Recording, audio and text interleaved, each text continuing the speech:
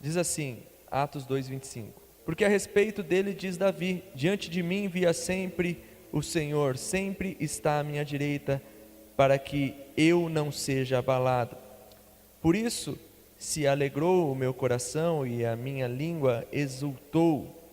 Além disso, também a minha própria carne repousará em esperança, porque não deixarás a minha alma na morte, nem permitirás que o teu servo seja corrompido. Fizeste-me conhecer os caminhos da vida, encher-me-ás de alegria na tua presença. Irmãos, seja-me permitido dizer-vos claramente a respeito do patriarca Davi, que ele morreu e foi sepultado, e o seu túmulo permanece entre nós até hoje. Sendo, pois, profeta, e sabendo que Deus lhe havia jurado que um dos teus descendentes se assentaria no seu trono, prevendo isso, referiu-se à ressurreição de Cristo, que nem foi deixado na morte, nem seu corpo experimentou a corrupção. E este Jesus, Deus, ressuscitou, do que todos nós somos testemunhas. Exaltado, pois, à destra de Deus, tendo recebido do Pai promessa do Espírito Santo, derramou isto que vós verdes e ouvides. E ouvis, porque Davi não subiu aos céus, mas ele mesmo declara: disse o Senhor ao meu Senhor: assenta-te à minha direita, até que eu ponha os teus inimigos por estrado dos teus pés. Esteja absolutamente certa, pois, toda a casa de Israel, de que este Jesus, que vós crucificastes, Deus o fez Senhor e Cristo. Obrigado, Senhor, por tua palavra, obrigado por tua misericórdia, que possamos meditar de uma maneira singela, clara, objetiva, acerca de tudo que o Senhor tem para as nossas vidas essa noite. Eu te agradeço, em nome do Senhor Jesus, amém. O que nós vemos aqui, do versículo 14 até o versículo 36, é a primeira pregação do Evangelho pós-Espírito Santo, o primeiro sermão da igreja, por assim dizer, pós-vinda do Espírito Santo. E algo que é importante salientar, que a base para a palavra é as Escrituras. Você vê que Pedro, do princípio ao fim, ele usa referências das Escrituras para poder apontar Jesus Cristo. Sabe, do antigo ao novo, tudo aponta para Jesus Cristo. A nossa pregação, o nosso sermão, aquilo que nós vamos falar, jamais pode partir de um ponto de vista assim: eu acho, eu penso, eu tive uma experiência, porque a experiência que a igreja tem que ter não é a pessoal de um pastor, não é a pessoal de um pregador. A experiência que a igreja deve ter com Deus é através da sua palavra, e ela que dá respaldo para tudo o que acontece na igreja. Ela, em todas as suas linhas, aponta para quem? Para Jesus Cristo. Você vê aqui que Pedro usa Joel, ele usa Salmos, ele usa Davi, para quê? Para apontar quem? Jesus Cristo. E hoje a gente ainda tem o Novo Testamento para falar de Jesus Cristo, mas aqui neste momento eles têm apenas as Escrituras do Antigo Testamento, e nas Escrituras do Antigo Testamento, em todos os momentos ao qual eles vão pregar, eles usam as referências do Antigo Testamento para revelar quem? Cristo. E qual o objetivo? O objetivo da pregação é exortar aqueles que estão ouvindo para que se arrependam e vejam a majestade de Jesus Cristo como Senhor e Deus. Esse é o objetivo. Quem é Jesus Cristo? O que Ele fez? Aonde Ele está? O que Ele opera sobre nós? Esse é o objetivo da mensagem. A nossa pregação, ela não deve partir Primeiro, algumas pregações que eu acho que particularmente não devemos pregar. Primeiro, prosperidade.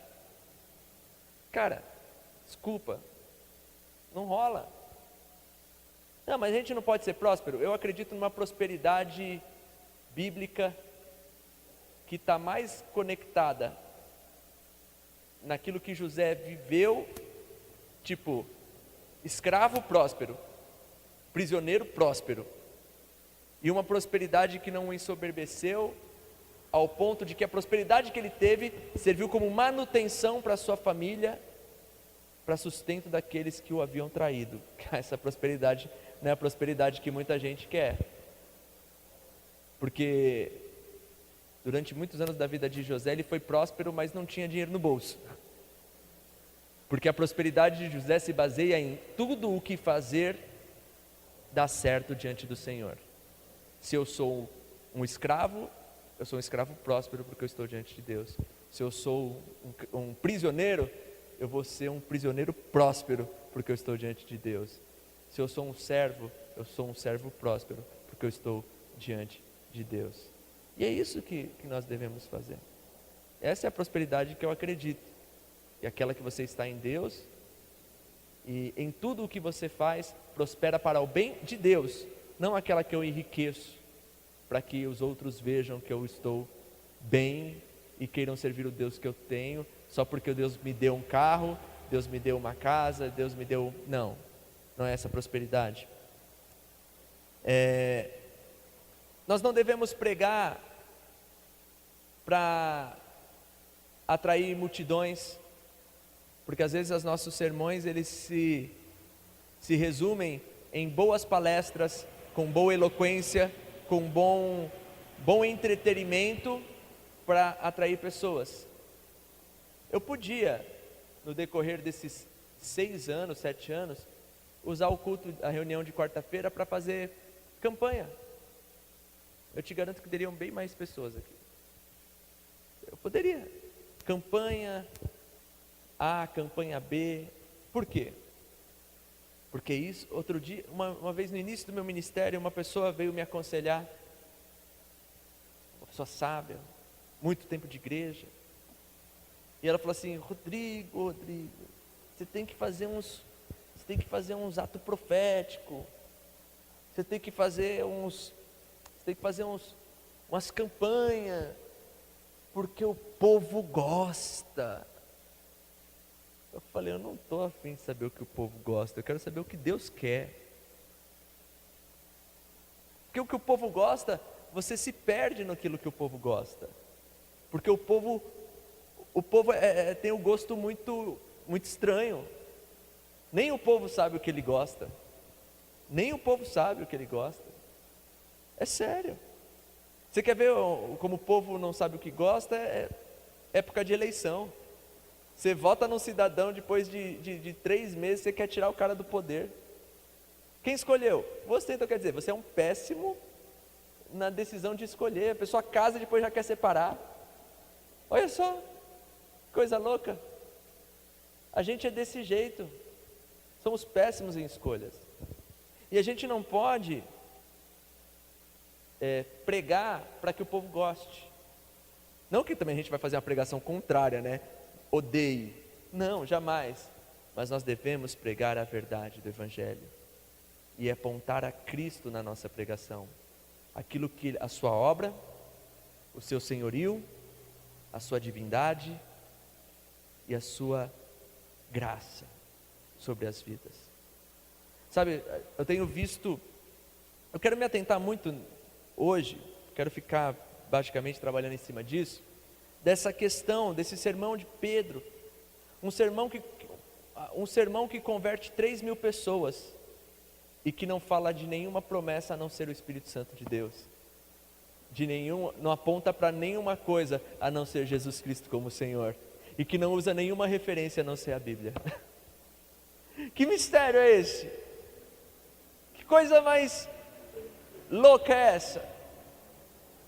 E a igreja, ela multiplica aqui de uma maneira fantástica, porque de 120 agrega-se mais 3.000, Então vai lá, 3.120, legal. Opa, o cenáculo não está dando, já não dá mais para fazer reunião no cenáculo. Então vamos nos reunir aonde? Vamos nos reunir nas casas e vamos nos reunir no templo, porque lá pelo menos o espaço é maior. A gente não pode alugar um lugar. E depois ali, de um pouco espaço de tempo, com a mesma linha de sermão, com a mesma espiritualidade, apontando sempre para Jesus Cristo, converte-se mais 5.000. Então, em um período de 2 meses, no máximo 3 meses, a igreja passa de 120 para 8.120, no seco assim, só olhando os números, porque a palavra fala cerca, então cerca pode ser, eu creio que para mais, sempre para mais. Então quer dizer, que tipo de prosperidade é essa? Porque eu vejo uma pregação próspera. Se você quer uma pregação próspera, o adubo da sua pregação deve ser a palavra de Deus. O foco da sua pregação deve ser Jesus Cristo e a salvação de vidas. Caso contrário, vai ser só animação. Porque você pode chamar as pessoas por qualquer outro motivo. A gente pode falar sobre casamento. Nossa, eu posso ficar falando horas sobre relacionamento, sobre casamento. E o seu problema no seu casamento, vocês são casados, Daniéis?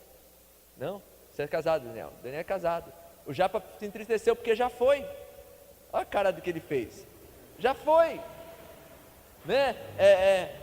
Casamento, eu posso ficar falando horas sobre casamento.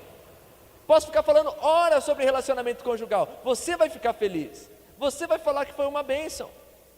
Mas você vai sair daqui, e se você convidou um casal aqui para vir, para falar só sobre relacionamento, pode até ajudar o relacionamento dele, o casamento dele, mas isso foi uma palestra para uma determinada área da sua vida. Mas sermão, pregação, ela deve olhar para Cristo, apontar para Cristo, exaltar Cristo e falar da nossa condição com relação a Cristo. Porque o que adianta meu casamento estável e a minha alma no inferno? Eu quero meu casamento estável, e eu quero que a minha esposa esteja comigo na glória, e eu quero estar com ele na glória. Você entendeu que a gente pode falar de tantas coisas durante horas, sem tocar em Cristo? Eu posso falar de Abraão, eu posso falar de José, eu posso falar de Naamã, eu posso falar de Daniel, eu posso falar de um monte de outras pessoas que Deus operou maravilhas sobre a vida delas, mas se não terminar em Cristo Jesus, na sua cruz e na sua redenção, foi vã a nossa pregação. Porque de fato, o único que pode trazer salvação para as nossas vidas é Jesus Cristo. E pelo que nós vimos aqui, segundo o discurso de Pedro, os profetas apontavam para Jesus Cristo, as escrituras apontavam para Jesus Cristo. Por que nós apontaríamos para outra direção? E Pedro, como eu disse há 2 semanas atrás, ele começa esse sermão querendo explicar para aqueles ouvintes. Ele quer explicar, porque eles não estavam entendendo o que eram aquelas línguas que eles não conheciam. Que línguas? De outros países. Porque aqueles que discerniram o que estava sendo falado, cerca de 17 idiomas mais ou menos que estavam sendo falados ali, aqueles que ouvirem suas próprias línguas, glorificaram a Deus. Mas os judeus que não estavam entendendo, porque eles falavam um outro idioma, e a glorificação que estava sendo ali era em outras línguas estrangeiras, eles não entenderam o que estava acontecendo. Então Pedro fala, eu acredito que Pedro fala assim: olha, vem cá, para vocês tem a melhor parte. Eu vou contar aqui para vocês, vou fazer um sermão só para vocês na sua língua, que você vai ouvir, você vai entender, e você também vai glorificar o Senhor junto com estes.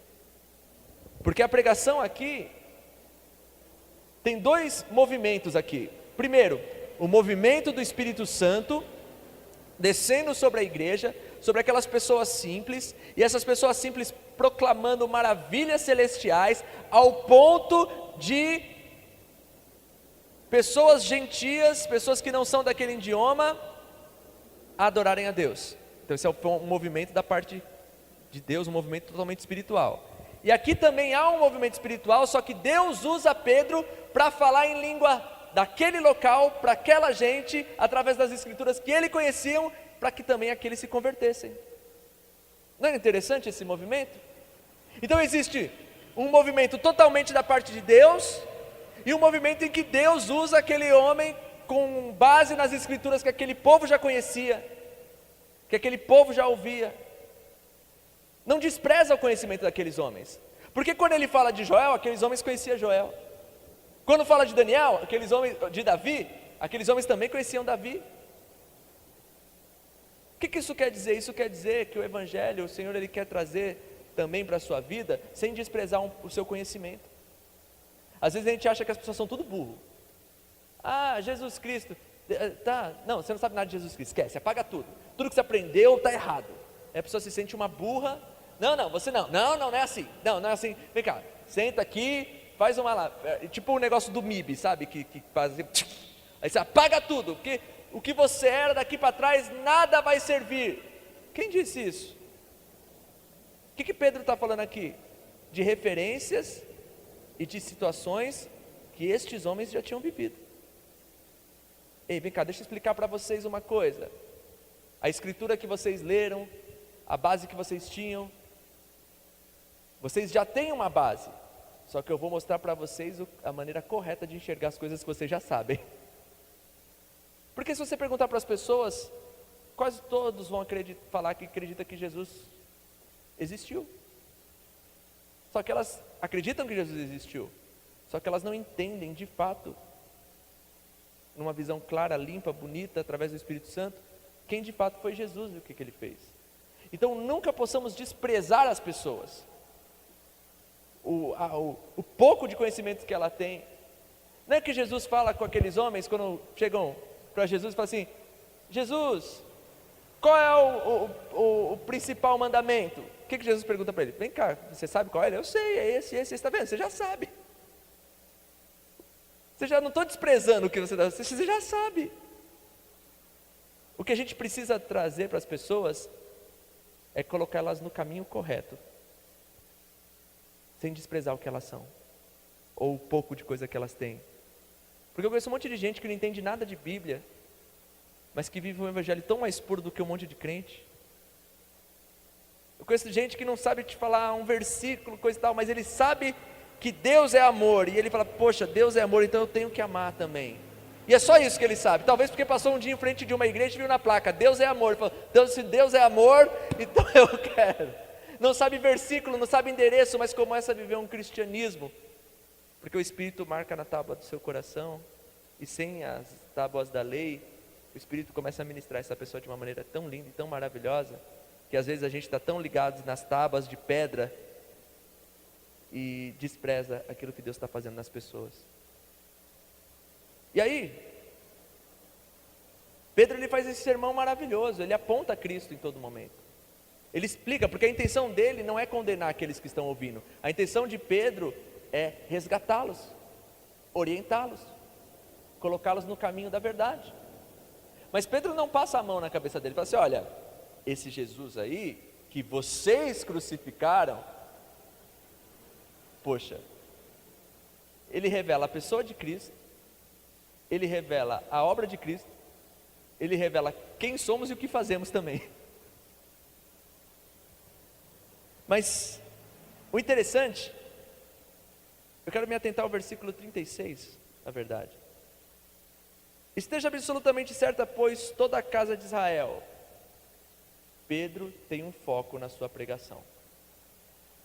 Pedro está pregando para quem? Para a casa de Israel. Sabe, meu irmão, eu acredito fielmente que através do Espírito Santo de Deus, a gente tem que ter sabedoria e discernimento, porque a mesma palavra que eu estou pregando para você não é a mesma palavra que eu vou pregar para a Cristolândia.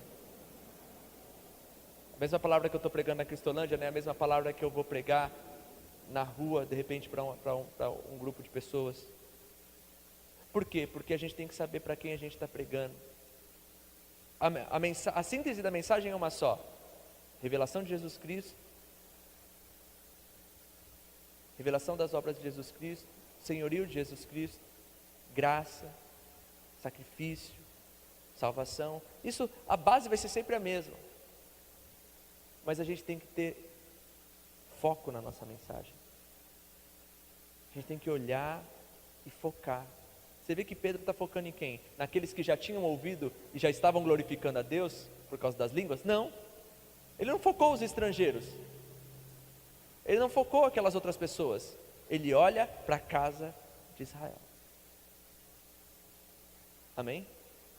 A gente também tem que tomar cuidado, porque às vezes a gente está pregando e aí de repente vê aquela história, né? A gente se limita muito às nossas pregações, acreditando que as pregações são só dentro desse ambiente, esquece que a pregação aqui está no meio da rua, e a gente vê um visitante na igreja, a gente fala assim: olha, porque você precisa aceitar Jesus, e porque, tipo assim, está o único visitante na igreja, né, tipo, e você precisa aceitar Jesus, e porque não sei o quê, porque Jesus tem um plano na tua vida, porque acha que toda a pregação vai ter que ter um apelo, porque acha que toda pregação alguém vai ter que levantar a mão, e de repente você está pregando, só tem crente.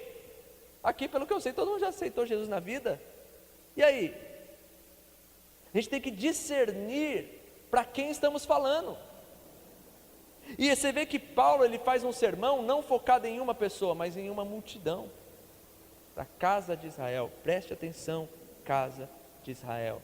O que significa? Significa que a gente não pode trazer para o púlpito visões pessoais. Ou Douglas pisou na bola comigo essa semana, então eu vou trazer um sermão aqui, falando de Jesus Cristo, Senhor Jesus Cristo, para o Douglas se converter. E aí, quantas vezes tem pessoas que acreditam que a gente está pregando aqui e está falando assim para ele, dando indireta para ele. Não, é palavra, é para Cristo. E aí, ele diz assim, de que este Jesus, de que vós crucificastes. Você vê que Jesus está apontando aqui, Pedro está apontando aqui que esse Jesus, que esses homens rejeitaram, Deus o fez Senhor e Cristo. Você vê que a exaltação de Cristo não foi feita por mão de homens. Jesus não virou Cristo, Messias, Senhor, porque partiu de um movimento humano, de alguns homens quererem exaltá-lo ou colocá-lo como liderança de alguma coisa. Pelo contrário, todo o movimento partiu da parte de Deus.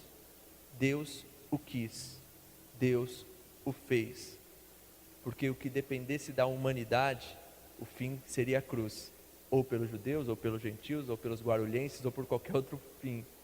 Foi Deus que exaltou a Jesus Cristo. Aleluia. A mensagem de Pedro, toda a síntese é esse versículo. Por quê? Porque ele prepara todo um caminho para dizer: ei, não foi por causa de vocês, porque vocês o negaram, mas Deus o fez Senhor e Cristo. E outra, ele ressuscitou, porque vocês são testemunha que ele ressuscitou, porque no período desses 50 dias, vocês estiveram em Jerusalém, vocês viram as maravilhas, vocês viram que esse Jesus foi morto, vocês viram que esse Jesus foi crucificado, porque vocês estavam aqui durante esses 50 dias por causa da festa da Páscoa, a festa dos pães asmos. Então, você sabia, a festa dos pães também, e agora é a festa da colheita, e vocês sabiam, os rumores estão por aí, de que esse Jesus pode ir lá procurar no sepulcro. Ele não está lá, e não foi só um ou dois, várias testemunhas podem te dizer que ele ressuscitou.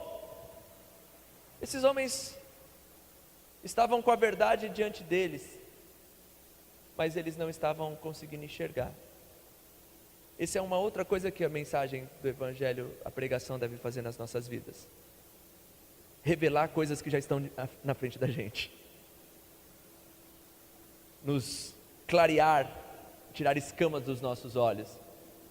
Quantas vezes, em meio a alguns sermões, a gente não fala assim: poxa vida, nem que é, eu só não estava entendendo, mas olha isso, poxa vida.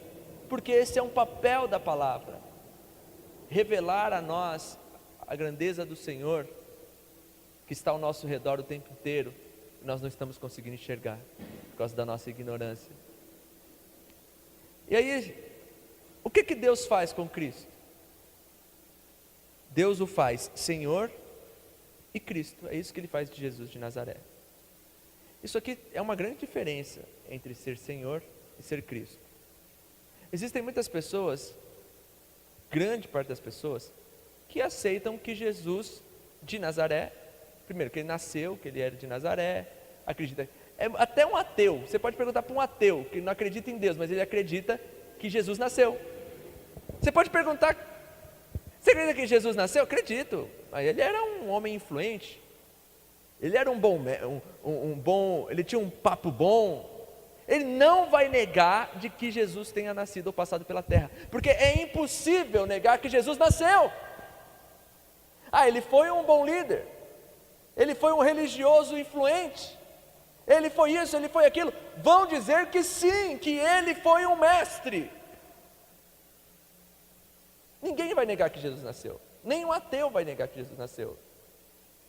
Então dizer que ele é o Cristo, o ungido, muita gente vai dizer. Os testemunhas de Jeová falam que ele é o Cristo. Eu estava lendo, uma vez eu fui discipulado pelo Testemunhas de Jeová. Fiz uma pegadinha com eles não sabiam, gente.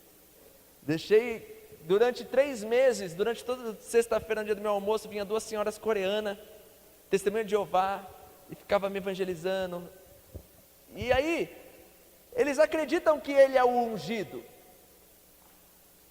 Mas o ungido que veio nos preparar, a primeira criação de Deus, é o que eles acreditam, que ele é a primeira criação de Deus. Deus criou ele em primeiro. Então, se Deus o criou primeiro, significa que ele é uma criação, então ele não é Deus. Segundo a base deles.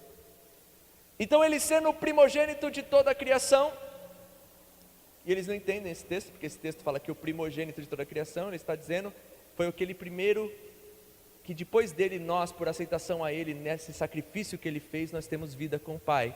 Porque depois de ele ser, ele é o primogênito de muitos irmãos. Ele foi o unigênito, e depois o primogênito, porque através dele, como filho, nós somos filhos de adoção de Deus. É isso que o texto quer dizer. Porque através dele nós somos adotados por Deus, amém? Então ele se torna o irmão mais velho. E aí, o testemunho de Jeová, ele acredita que Jesus é o Cristo. Assim como dezenas de outras religiões ou de pessoas acreditam que Jesus é Cristo, Jesus Cristo. Simplesmente acredita. Mas não basta acreditar que ele é o Cristo. Essa é a confissão de que o Cristo de Deus, o ungido de Deus, veio sim à terra. Mas ele é mais do que Cristo, ele é Senhor. Aí que mora a grande diferença. Porque dizer que Jesus Cristo é o Senhor é dizer que Jesus Cristo é Deus.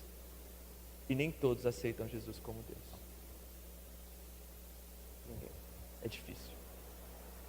Dizer que ele é o Cristo, você pode perguntar para o testemunha, você pode perguntar, pessoas vão falar que ele tinha uma capacitação diferente, que ele era realmente diferente, que ele tinha um toque diferente com as pessoas. Mas dizer que ele é Deus? Aí, a Bíblia, eu só quero 2 versículos, que é interessante para a gente refutar essas coisas. E fácil de decorar.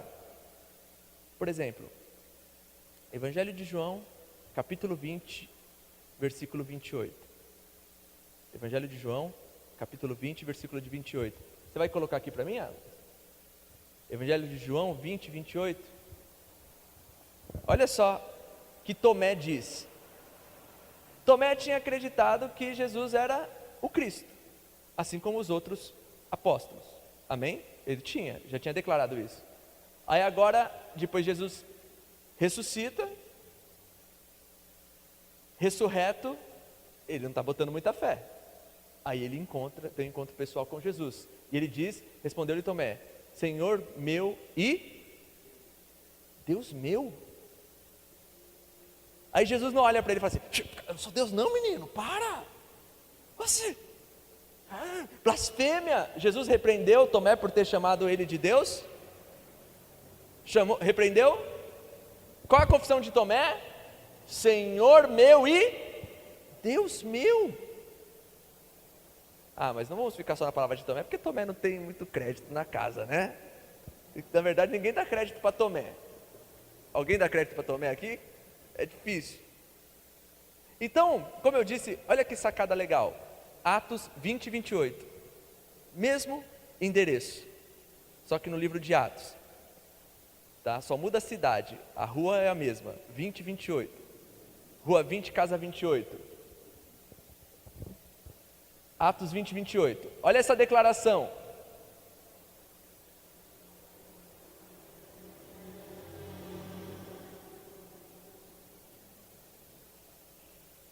Atos 20, 28.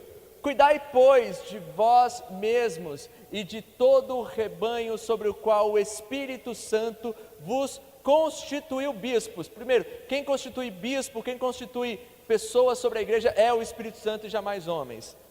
Para apacentardes a igreja de Deus. A igreja é de quem? A igreja também jamais será de algum bispo. Quem capacita é o Espírito Santo e a igreja é de Deus. Que ele, quem adquiriu? Deus, adquiriu com o seu próprio? Deus adquiriu com o seu próprio? Mas quem morreu na cruz? Mas não foi Jesus? Então a única explicação para mim, clara, é de que Jesus é? Aleluia! Glória a Deus! Jesus é mais do que um homem, mais do que um líder.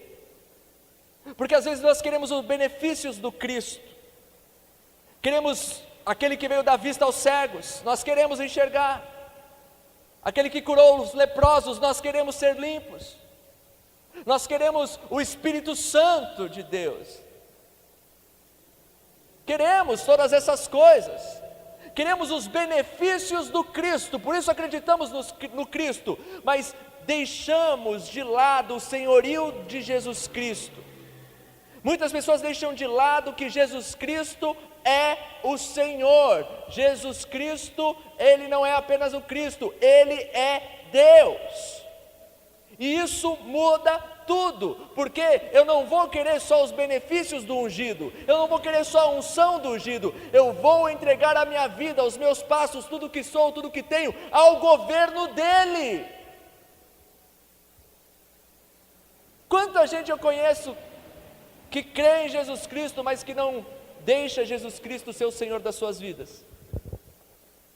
Uma coisa é você acreditar que Jesus é o Cristo, outra coisa é você entregar o controle da sua vida a Ele, porque Ele é Senhor, dono de tudo, dono dos meus sonhos, dono dos meus projetos, dono de tudo que sou e tudo que tenho, pois Ele é Deus, aleluia. Então o que Pedro está olhando para estes homens, ele está dizendo: olha, vocês estão esperando o Cristo, mas o Cristo já veio, e mais do que tudo, esse Jesus de Nazaré, além dele ser o Cristo, ele era próprio Deus. O que isso significa? Que a tua fé, a tua religiosidade matou o seu Deus. Eita! Ele está falando isso para os judeus. Vocês dizem servir a Deus, mas vocês crucificaram o seu Deus, vocês negaram o seu Deus.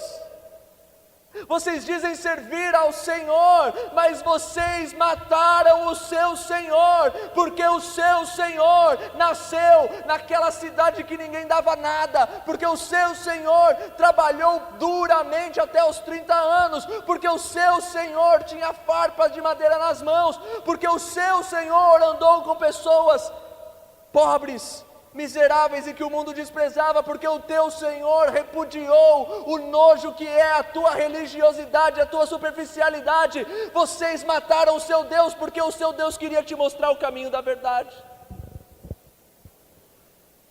A pregação de Pedro se resume nisso, em mostrar para estes homens que Jesus era Deus e Cristo.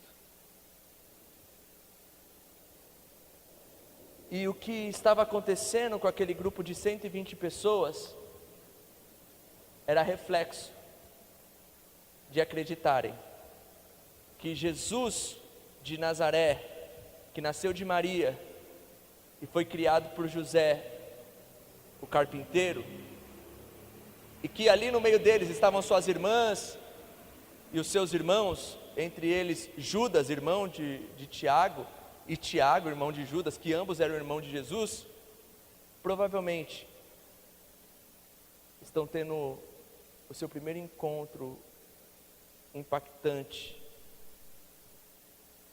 em descobrir que o seu irmão, de fato, era Deus, e se tornam discípulos. Eles já estavam ali caminhando com a igreja ali. Depois da ressurreição de Cristo, eles começam a acreditar. Mas não só eles, mas tantos outros. Porque não adianta você chamar uma pessoa para os benefícios de Cristo, sem dizer para ela que Jesus Cristo é Deus e Senhor da vida dela. Porque o grande chamamento, a grande verdade, que não pode ser jamais omitida, é de que Jesus, Ele quer ser o Senhor das nossas vidas. No Evangelho de Mateus, quando Jesus profere o Sermão da Montanha, lá no capítulo 7, ele fala que existem pessoas mentirosas e falsos mestres, falsos profetas. E ele diz que esses homens, eles dizem, Senhor, Senhor. Aí Jesus fala, mas eu não vos conheço, vós que praticam iniquidade. Porque me dizem de Senhor com a boca, mas de fato eu não governo as suas vidas. Sabe, o Senhor, Ele quer mais que palavras vãs. Ele quer ações de rendição a Ele. Porque mais do que os benefícios do Cristo, nós devemos acreditar que Jesus Cristo é Deus. Amém? Louvado seja Ele. Ele não é mais um. Ele não é mais um santo na galeria de santos. Ele não é mais uma imagem na estante de imagens. Ele não foi apenas, ele não é um grande, não foi apenas um grande líder. Ele não foi um cara de grande influência. Ele foi o próprio Deus que desceu na terra, para que através dele fôssemos resgatados e salvos. Amém? Você crê nisso? Não esqueça desse endereço. Atos 20, 28. João 20. Duas evidências lindas de que Jesus é Deus.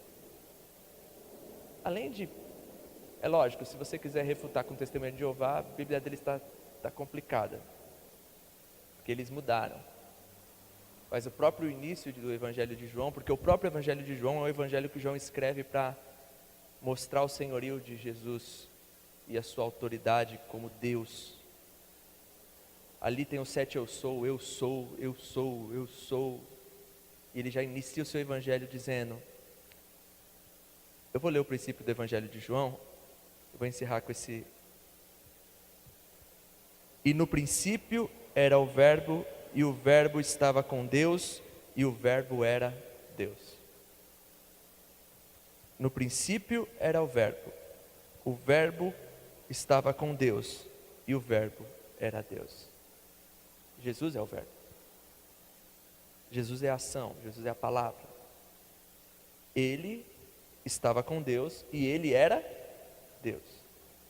E aí fala assim, ele estava no princípio com Deus. Todas as coisas foram feitas por intermédio dele, e sem ele nada do que foi feito se fez. Sabe, esse aqui é o início da Bíblia. Sabe por quê? Isso aqui ainda antecede Gênesis capítulo 1, versículo 1. Porque Gênesis capítulo 1, versículo 1 diz o quê? Olha lá, Gênesis 1. No princípio criou Deus os céus e a terra. Então aqui é antes do princípio. Por quê? No princípio era o verbo estava com Deus, o verbo era Deus. Depois, por intermédio dele, as coisas foram criadas. Aleluia! Esse é o versículo inicial de toda a palavra. Saber que Jesus Cristo era Deus e por ele todas as coisas foram feitas. Aleluia! Você me olhou com uma cara, Diego? Eu não estou sendo herege hoje não, né? Estou certinho? Você está concordando só porque eu sou pastor, né? Vamos fechar os nossos olhos? Vamos agradecer ao Senhor. Pai, obrigado, Deus, por Tua palavra. Senhor, que possamos reconhecer o Seu senhorio sobre as nossas vidas. Pai, às vezes queremos o benefício do Cristo, queremos a unção do Cristo, queremos a cura que o Cristo pode operar nas nossas vidas, queremos a graça, mas quantas vezes nos submetemos ao Senhor como o Senhor sendo o Senhor das nossas vidas? Acreditando que os Teus mandamentos, Senhor, são mandamentos do próprio Deus, e que se transgredirmos, estamos condenados. Pai, queremos muito mais do que dizer Senhor, Senhor. Queremos que o Senhor governe os nossos atos, que o Senhor governe os nossos pensamentos, que o Senhor governe as nossas vidas. Perdoa as nossas falhas, as nossas fraquezas, as nossas limitações, mas conduza-nos no Teu querer e na Tua vontade, Senhor. E que a Tua palavra seja a base das nossas vidas. E o Teu Espírito Santo, aquele que nos direciona a viver uma vida conforme o Teu querer e a Tua vontade, Senhor. Que a Tua paz, o Teu amor esteja sobre nós. Porque com o Teu próprio sangue, Deus, Tu nos compraste. E nos alegramos por Jesus Cristo em nossas vidas. Em nome do Senhor Jesus. Amém e amém. Glória a Deus.